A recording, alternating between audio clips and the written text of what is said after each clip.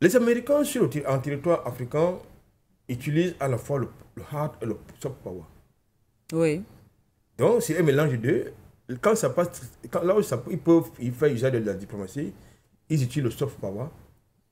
Quand ce n'est pas possible, ils utilisent le hard power. La preuve, vous avez suivi tout récemment les sorties brusques d'une aile de maison que vous appelez Michael Langley sur un état de l'AES. C'est ça, c'est-à-dire un binaz qui devient un diplomate, c'est-à-dire qui prend la toge d'un diplomate qui, pour parler des questions, qui lie un État avec sa population. Qu'est-ce qu'il en a? C'est quoi son problème? C'est quoi son problème? Donc, c'est un peu ça, cette arrogance à vouloir justement s'ingérer dans les affaires internes des pays étrangers, des pays qui sont dits souverains, au nom de quoi? Bon, justement au nom de ce qu'ils appellent le rapport de force. C'est-à-dire parce qu'ils ont la dissuasion nucléaire, ils ont le dollar, ils peuvent donc se permettre, ils ont le complet militaro-industriel, ils peuvent donc se permettre, justement, se donner cette arrogance, de pouvoir se mêler des affaires qui ne les concernent pas. Et très souvent, dans le mauvais côté, c'est-à-dire l'instrumentalisation, la manipulation. Et c'est ça, c'est ça le problème. Nous saluons justement les petits pas, que j'ai l'habitude d'appeler les victoires d'étape du Sénégal. Il y a beaucoup de choses qui ont été dites pendant la campagne électorale, pendant la campagne présidentielle. Donc, nous attendons que cela soit fait exactement. Il y a des actes qui ont été posés, notamment en ce qui concerne la vérité sur les massacres de Tcharaï. Je crois qu'aujourd'hui, il y a les actions de terrain. Je crois que c'est depuis cette semaine ou la semaine dernière que justement les archéologues et chercheurs sénégalais sont à pied d'œuvre sur l'encadrement de l'armée pour justement voir ce qui se cache sous les tombes de Tcharaï au Sénégal.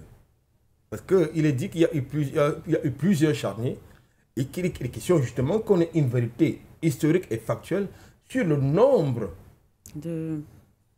d'Africains que la France a massacrés après la Deuxième Guerre mondiale. Ça, ce sont les actes de souveraineté, c'est important pour l'histoire et pour la conscience collective africaine. Maintenant, il y a l'autre chantier qui va dans le sens de démanteler toutes les bases militaires étrangères sur le sol sénégalais. C'est également appréciable, il faut encourager cela.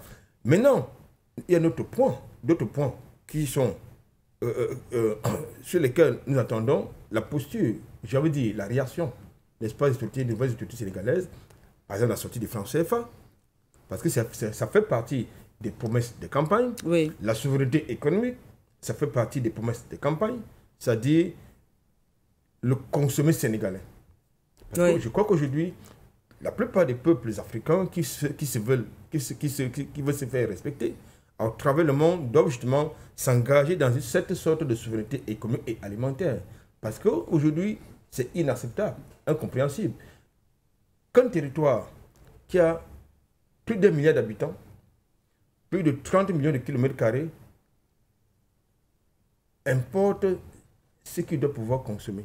Alors qu'il y a des terrains, des territoires, des espaces, n'est-ce pas, qui peuvent servir à la pratique de l'agro-industrie, de l'agriculture. C'est quand même paradoxal. Et c'est plusieurs milliards qui sont en déperdition, alors que cet argent devrait être financé dans l'agriculture. Et vous devez quand même vous faire savoir que quand vous engagez votre peuple dans une dynamique de liberté, de révolution, il faut quand même être capable d'abord de l'honorer pour que la révolution se poursuive.